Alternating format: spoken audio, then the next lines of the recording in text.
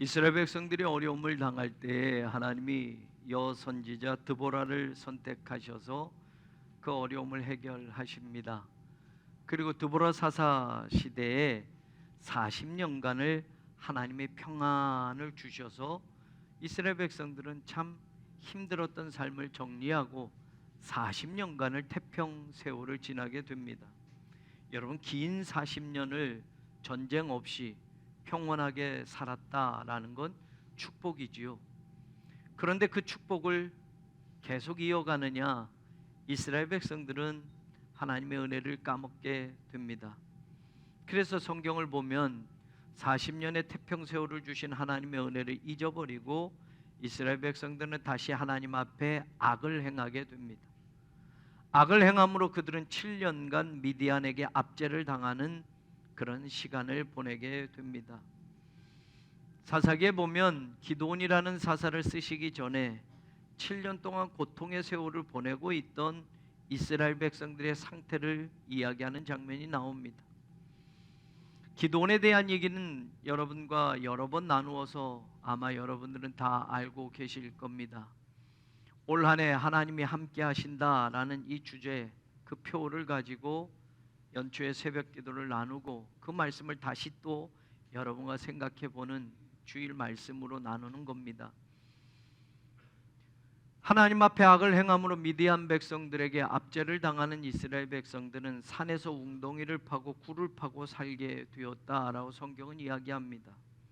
토지 소산도 빼앗기며 살아서, 그리고 양과 소와 나귀도 다 빼앗겨서 남기지 않고 미디안 족속과 아랍 족속들이 와서 모두 다 빼앗아가며 그렇게 어렵게 살아야 했습니다.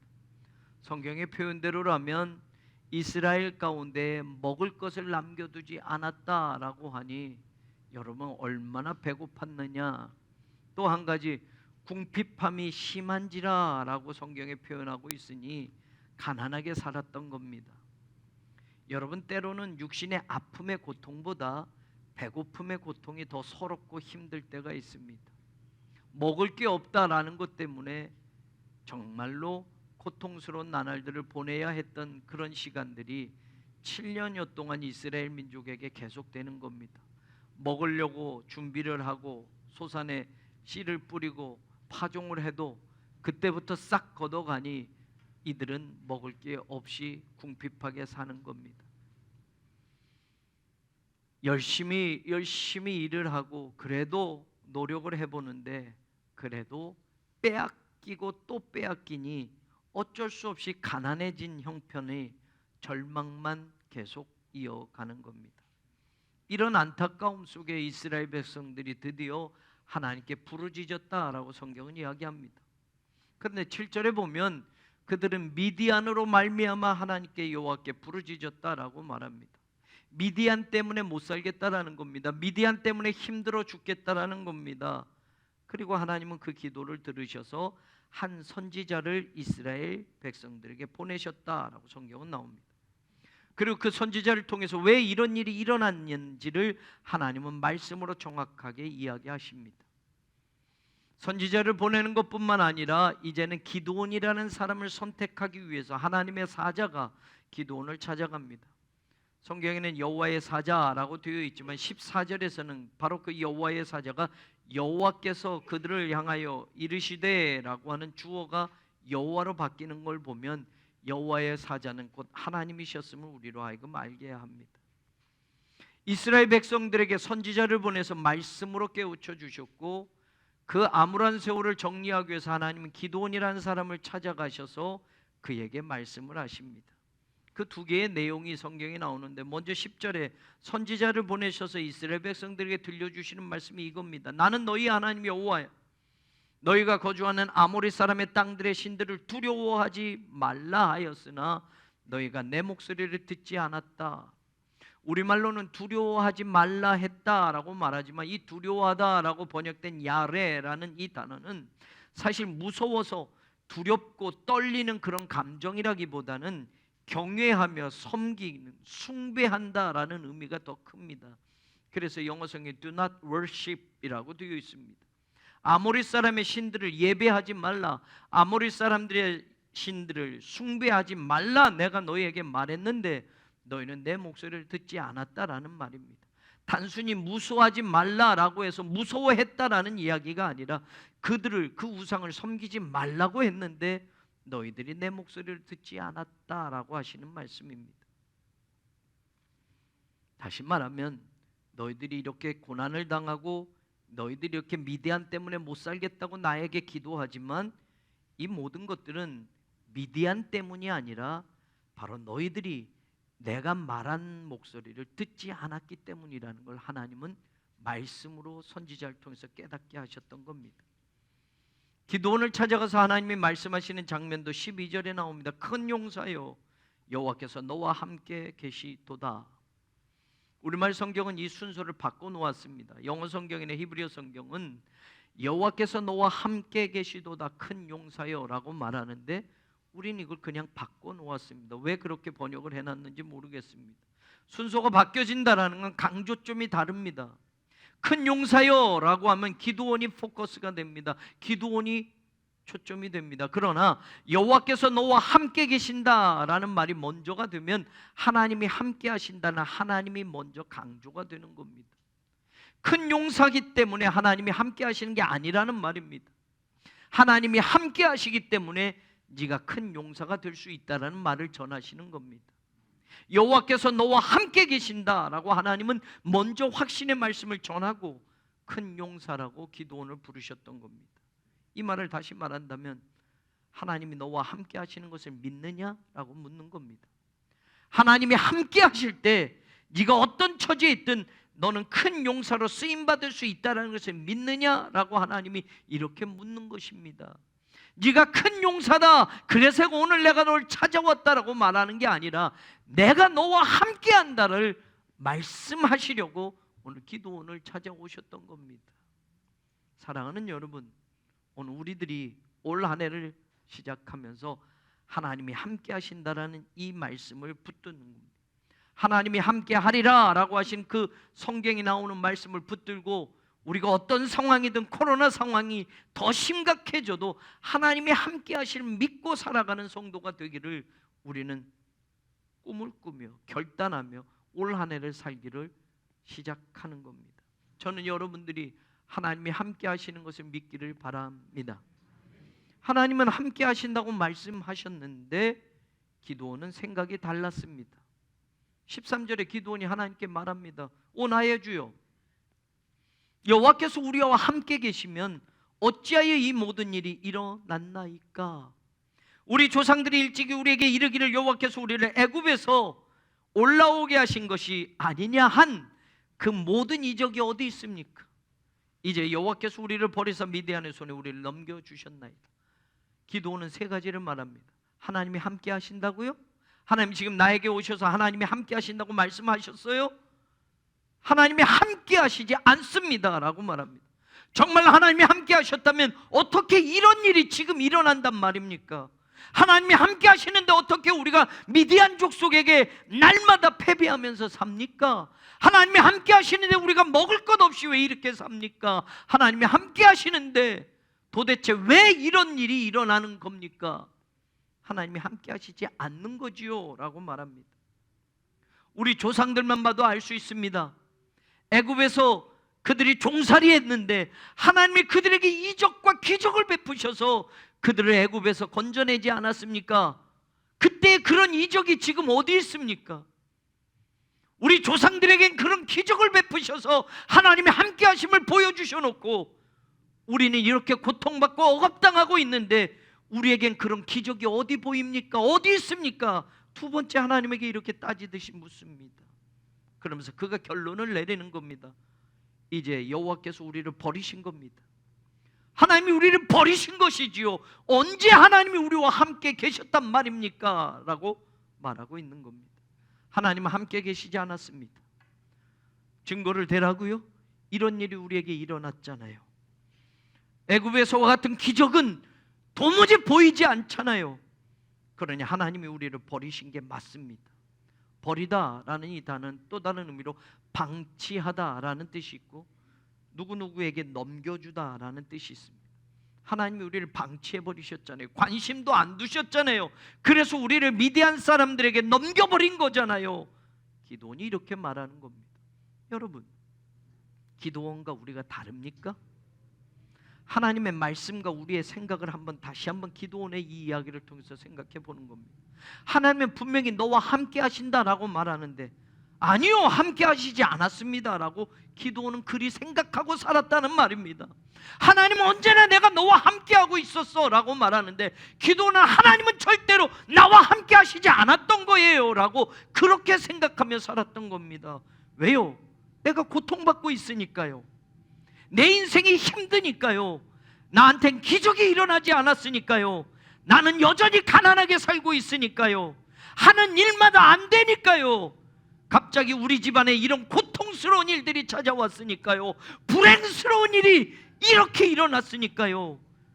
어렵게 시작한 사업이 망해버렸잖아요. 이게 하나님이 함께 하신 증거입니까? 이게 하나님이 함께 하시다면 이런 일이 일어난단 말입니까? 그러니 하나님은 나와 함께 하시지 않았잖아요.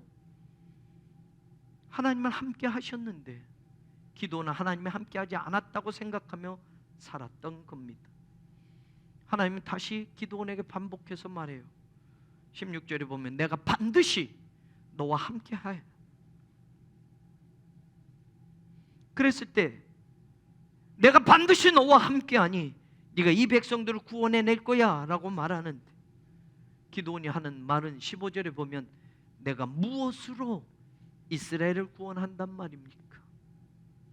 내가 함께 하기 때문에 구원한다고 말을 하는데, 기도는 하나님이 함께하는 건 관심도 없습니다. 내가 가진 게 있느냐라고 말하는 겁니다. 내가 뭘 가지고 구원합니까? 라고 하나님께 말합니다. 우리는 그렇지 않나요? 더 나아가서 기도는 말해요. 나의 집 므낫세 지파에 속하는데 므낫세 지파 중에서도 극히 약한 집안이에요. 그 약한 집안에서 나요? 아버지 집에서 가장 작은 자에 지나지 않습니다. 그런데 내가 어떻게 이스라엘 백성을 구원한단 말입니까?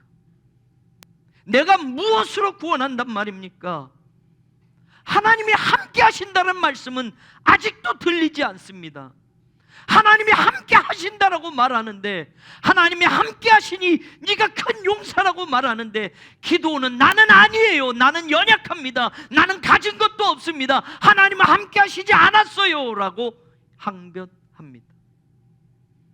기도원이 말하는 게 우리들의 말입니다. 세상에서는 이게 중요하기 때문에 하나님을 믿는 우리조차도 때로는 하나님 뭘 가지고 한단 말입니까? 라고 묻습니다. 무엇을 가졌느냐? 내가 어떤 사람이냐? 그것이 그 사람의 능력을 가늠하는 척도가 될 때가 많습니다. 교회를 다니면서도 하나님을 믿으면서도 우리 또한 그럴 때가 많습니다.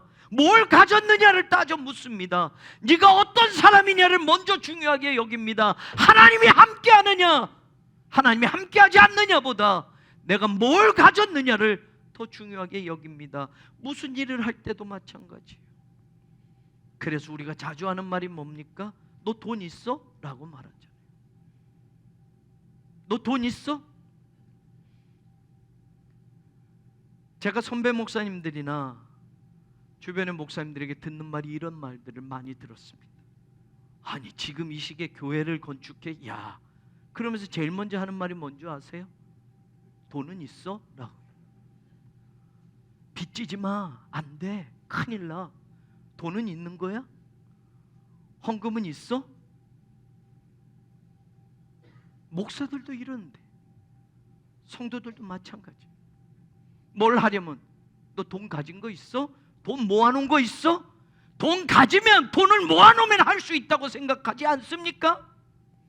뭘 가지고 한단 말입니까? 라고 기도원이 말하는 게 곧 우리의 모습입니다. 돈 있어 말고 자주 듣는 말 또 뭔지 아세요? 아버지 뭐 하시는데? 너희 아버지 어떤 분이신데? 재력은 있으셔? 신분은 높으셔? 내가 안 되면 부모님이 얼만큼 가지고 있느냐를 또 묻지 않습니까? 아버지 뭐 하시는 분인데? 너 어느 학교 나왔는데? 너 어디 사는데? 아파트는 몇 평인데? 너 연봉이 얼만데? 사실 우리가 무슨 일을 하려고 하면 하나님의 일조차도 우리 스스로도 기도원과 같은 이런 생각들을 말하면 내가 뭘 가지고 한단 말입니까? 므낫세 지파 중에서도 우리 집안은 가장 별 볼 일 없는 집안이고 그 집안에서도 나조차도 가장 연약한 사람인데 내가 뭘 가지고 구원한단 말입니까? 내가 뭘 가지고 이스라엘 백성들을 위해서 싸울 수 있단 말입니까? 하나님은 너 뭐 가졌니? 네 아버지 뭐 하시니? 너 돈 모아놨니? 너 어느 정도 힘이 세니? 묻는 게 아니라 내가 너와 함께 한다라고 말하고 함께 하시지 않다고 이야기하는 그에게도 내가 반드시 너와 함께 해라고 말하는데 그 소리는 하나도 들리지 않고 뭘 가지고요? 세상에서 내가 뭐가 있다고요? 라고만 지금 이야기하는 겁니다. 사랑하는 여러분, 하나님 일에는 그것이 중요하지 않습니다. 아멘 했으면 좋겠습니다.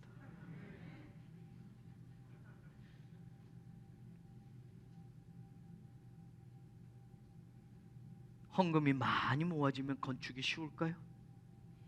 걱정 없이 돈이 쌓여지면 성전도 하고 선교도 하고 다 할 수 있을까요? 하나님이 함께 하시지 않으면, 하나님이 함께 하시지 않으면 교회가 돈을 아무리 많이 가지고 있어도 그것이 오히려 교회를 무너뜨리는 힘이 될 겁니다. 하나님이 계시지 않으면 저마다 교만해서 하나님 자리에 목사가 앉든 장로가 앉든 사람이 앉아서 주인 행세할 겁니다. 돈이 많아도 그렇습니다. 우리는 하나님이 함께 하시느냐, 하나님이 함께 하시지 않느냐가 가장 중요한 믿음의 기준이 되어야 할 것입니다. 내가 무엇으로 구원한단 말입니까가 아닙니다. 우리 집안이 어떤데요가 아닙니다. 내가 세상에서 어떤 힘을 가졌고 어떤 능력을 가졌는데가 아닙니다. 이 세상 어떤 것도 하나님보다 클 수 없습니다. 이 세상 어떤 것도 하나님보다 우선일 수 없습니다. 이 세상 어떤 것도 하나님보다 더 중요할 수 없습니다. 신앙의 모든 고백이, 신앙의 모든 삶의 자리가 바로 이것이 되기를 주님의 이름으로 축원합니다. 신앙만 아니고요, 여러분의 인생의 승부도 이것을 가지고 승부를 내는 사람들이 되기를 원합니다. 내가 무엇을 가져서 승부를 내는 게 아니고, 내가 어느 학교 출신이어서 승부를 내는 게 아니고, 내가 얼만큼 높아져서 인생의 승부를 내는 게 아니고, 하나님이 나와 함께 계신다, 이 믿음을 가지고 인생도 승부하는 여러분이 되기를 주님의 이름으로 축원합니다. 사무엘상 17장 45절을 기억하십니까? 너는 칼과 창과 단창으로 내게 나오지만 나는 만군의 여호와의 이름으로 너에게 가노라 라고 다윗이 골리앗을 향해서 말하지 않습니까? 골리앗을 싸우려니 투구도 써야 되고 갑옷도 입어야 된다고 사울이 난리가 났습니다. 준비 안 됐으니 내 것이라도 입고 가라고 말합니다. 골리앗은 칼을 차고 있어, 창을 들고 있어, 단창을 들고 있어, 뚫을 수 없는 갑옷을 입고 있어. 너도 좀 뭘 가져야 싸울 수 있지 않겠니? 라고 할 때 다윗이 말하는 거예요. 골리앗을 향해 달려가며 너는 칼과 창과 단창으로 나를 죽이려고 나오지만 나는 만군의 여호와의 이름으로 너에게 가노라 라고 다윗이 외쳤던 겁니다. 골리앗과 다윗의 승부는 무기가 아니었습니다. 무엇을 더 많이 가졌거나 무엇을 더 좋은 것으로 장착해서 다윗이 승리한 것이 아닙니다. 다윗이 대단해서도 아닙니다. 집에서조차 인정받지 못했던 다윗 아닙니까? 하나님은 사무엘을 이새의 집에 보내서 바로 그 집안에 이스라엘의 왕이 될 사람에게 기름을 부어라라고 하지 않았습니까? 아버지 이새에게 말을 하자 아버지가 아들들을 다 불렀는데 다윗은 빼고 부릅니다. 형들은 아버지가 다 불러도 다윗은 왕이 될 깜냥조차 안 될 거라고 생각했던 겁니다. 아직 다윗은 어리니까, 아직 다윗은 부족한 게 많으니까, 아직 내 양이나 치면 목동으로 사는 게 어울리니까 아버지 이새조차도 하나님은 다윗을 선택하지는 않았을 거야 라고 생각한 겁니다. 그런데 다윗은 세상 것 없어도, 잘난 것 없어도 그의 가슴에 간직한 것이 있었습니다. 하나님의 이름입니다. 목동으로 살아도, 아버지의 양을 쳐도 그의 가슴에는 하나님의 이름이 새겨져 있었습니다. 어느 날 골리앗을 만날 때 그때 갑자기 부르는 하나님의 이름이 아니란 말입니다. 평소에 양을 물어가는 짐승들을 상대할 때처럼 골리앗은 그 짐승의 하나와 같이 되리라라고 외쳤던 다윗, 그의 가슴에는 하나님의 이름이 있었습니다. 그래서 말합니다. 여호와께서 나를 사자의 발톱과 곰의 발톱에서도 건져내셨은즉 나를 이 블레셋 사람의 손에서도 건져내시리이다. 평소에도 하나님은 내가 목동으로 살았을 때도 나와 함께 하셨다면 이 골리앗 앞에서도 하나님은 나와 함께 하실 것이라 그 믿음으로 승부한 겁니다. 그 말을 듣고 사울왕이 바로 말합니다. 가라, 여호와께서 너와 함께 계시기를 원하노라. 말할 필요조차 없습니다. 이미 다윗은 하나님이 함께 하심을 믿고 살아왔기 때문에 그렇습니다. 기도원으로 다시 돌아가면 내가 반드시 너와 함께 하리라 하나님이 16절에 말씀하시는 하나님이 바로 이어서 말하는 것, 네가 미디안 사람 치기를 한 사람을 치듯 할 거야. 이게 하나님이 너와 함께 하신다라는 분명한 약속이다. 미디안과 싸우는데 한 사람과 싸우는 것처럼 싸울 거라고 하나님이 말씀하시는 근거가 어디 있습니까? 내가 반드시 너와 함께 하겠다고 하신 그 말씀 속에 있었던 겁니다. 나머지는 내가 책임지겠다라는 겁니다. 너는 한 사람과 싸우는 것처럼만 싸울 것이야. 13만 5천 명을 300명의 기도원 용사가 상대했으니 450대 1입니다. 그런데 너는 1대1로 싸우는 것과 같이 싸울 거야. 내가 함께하니 나머지 449명은 내가 상대해 줄 거야. 아니요 13만 5천 명이니 기도원 너는 한 명만 상대해라. 13만 4,999명은 내가 다 책임져 줄게. 내가 너와 함께 하니까 내가 너를 위해서 싸워줄게. 너는 한 사람만 상대하듯 싸워라. 이런 계산은 하나님이 함께 하실 때만 할 수 있는 계산이라는 말입니다. 이 말씀을 듣고 이제 중요한 게 남았습니다. 저는 오늘 이것을 여러분과 강조하며 더 나누고 싶었던 겁니다. 하나님이 함께 하신다라는 말씀 앞에 기도원은 이제 결단해야만 합니다.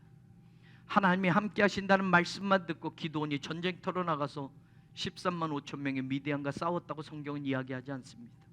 그 중간에 있었던 일을 성경은 오늘 우리에게 이야기해 줍니다. 하나님은 미디안 때문에 못 살겠다고 한 이스라엘 백성들에게 선지자를 보내셔서 처음 하신 말씀이 10절에 나는 너희 하나님 여호와인데 너희가 거주하는 아모리 사람의 땅의 신들을 섬기지 말라고 했는데 너희는 내 목소리를 듣지 아니하였다. 이 말씀으로 다시 돌아가서 오늘 기도원은 하나님 앞에 결단해야 될 일이 있었습니다. 25절과 26절에 보면 그날 밤에 여호와께서 기도원에게 이르시되 네 아버지에게 있는 숫소 그 7년 된 둘째 숫소를 끌어오고, 이 구절이 중요합니다. 네 아버지에게 있는 바알의 제단을 헐며 그 곁에 아세라상을 찍고 이 산성 꼭대기에 네 하나님 여호와를 위하여 규례대로 한 제단을 쌓고 그 둘째 숫소를 잡아 네가 찍어버린 그 아세라 목상의 나무를 가지고 번제로 드려라. 하나님, 기도원이 하나님과 함께 하심을 믿고 미디안 군대와 싸울 것을 이야기하지만 그 전에 기도원이 해야 될 것을 가르쳐주고 있습니다.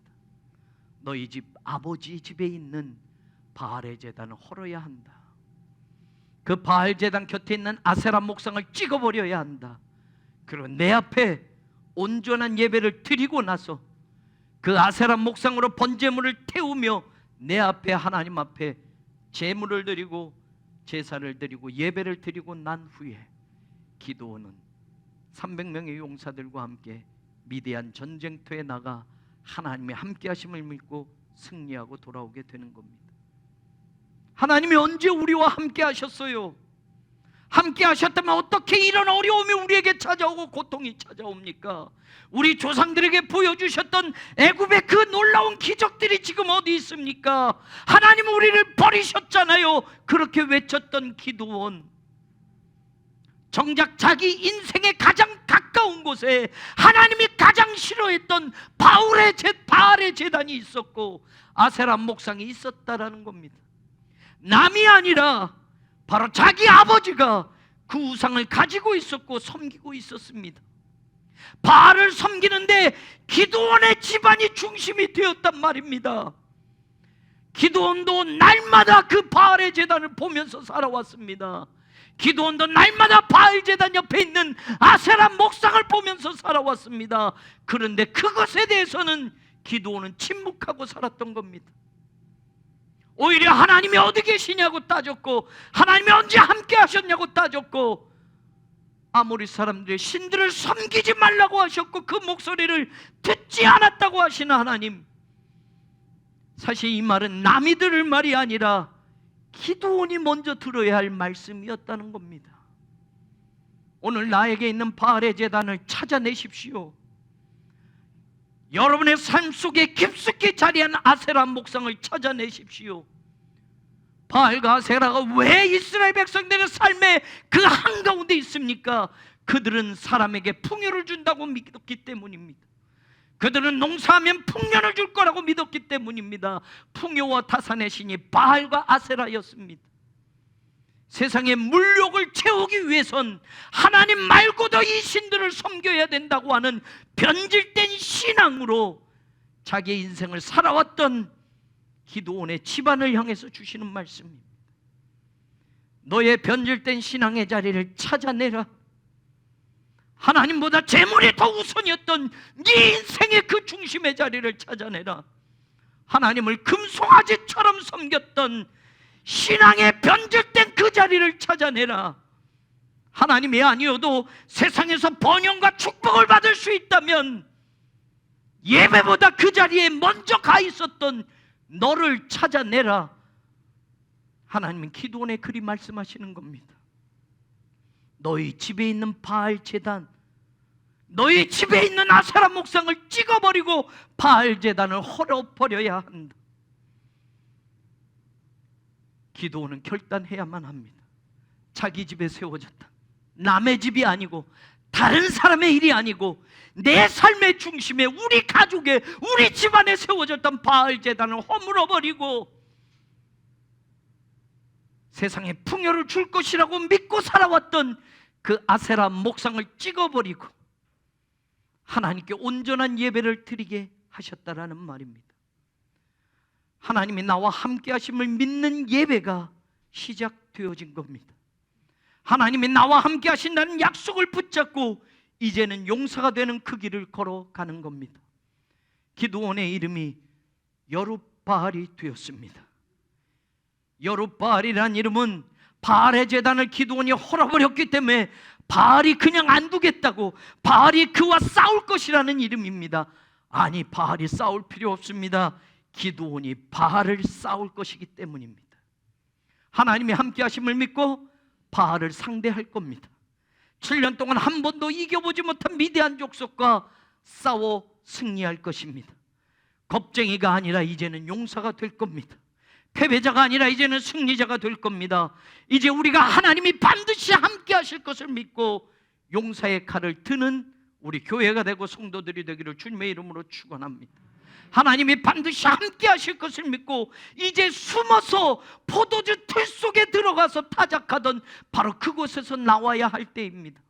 나한테 없는 세상 것들만 나열하고 우리 집은 약하고 나는 가진 것이 없고 나는 가장 작은 자에서 할 수 없어요 라고 하나님 일에 뒷걸음질 치며 도망가던 그 인생에서 이제는 하나님이 부르시는 그 일에 제가 제일 앞장서서 싸우는 용사가 되겠습니다 결단하는 저와 여러분 우리 교회가 되기를 바랍니다.